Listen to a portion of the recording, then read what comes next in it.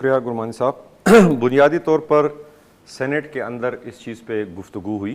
ٹھیک ہے. اور سینٹ میں جو ہمارے قائد حزب اختلاف ہے سینیٹر علامہ راجہ نصیر عباس صاحب, انہوں نے کہا کہ آپ لوگوں نے مذاکرات کی بات کی تھی اور ہم نے اس کو پازیٹیولی اس کا رسپونڈ کیا تھا, تو اس سے پھر آگے بات نہیں بڑھی. اب جو عمران خان کی صحت کے حوالے سے جو تشویشناک خبریں آ رہی ہے تو یہ مزید معاملات کو پیچیدہ کر رہے, تو اس میں آپ لوگوں کو ایک سٹیپ آگے بڑھنا چاہیے. ٹھیک ہے. اسی تناظر میں پھر رانا ثناء اللہ صاحب اور طارق فضل چودھری صاحب آئے, بعد میں ان کو پھر اعظم نذیر تاڑ صاحب نے بھی جوائن کیا.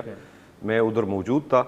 ہماری کوئی گھنٹہ نشست رہی اور بڑی تفصیلاً نشست رہی. جو آپ نے اپنے سوال میں کہا, یقیناً ہم نے یہ مسئلہ ادھر اٹھایا بھی خان صاحب کے صحت کے حوالے سے, کیونکہ اس وقت یہی بحث چل رہی تھی. جی. اور ہم نے حکومتی وفد کو یہ بالکل واضح کے ساتھ کہا کہ اس طرح کی جو شکوک و شبہات والی چیزیں ہیں جو ابہام پیدا کرتی ہے خان صاحب کی صحت کے حوالے سے, یہ معاملات کو پھر پوائنٹ آف نو ٹرن پہ لے کے جاتے ہیں. اور پھر سیاستدانوں کے ساتھ مکالمے کی جو گنجائش ہے وہ ختم ہو جاتی ہے.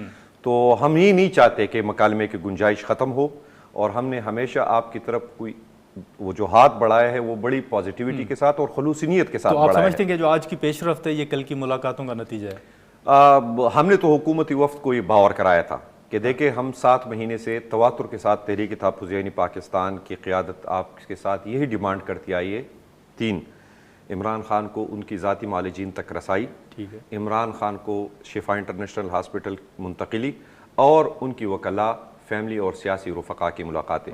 تو آج ابھی جب میں آپ کے پروگرام میں آ رہا تھا تو مجھے بتایا گیا کہ نورین نیازی صاحبہ جو خان صاحب کی ہمشیرہ ہے, اس کی اس وقت خان صاحب سے ملاقات جاری ہے. یقیناً اچھی بات ہے کہ اتنے مہینوں بعد لاسٹ 2 دسمبر 2025 کو آخری ملاقات ہوئی تھی ڈاکٹر عظمیٰ خان کی.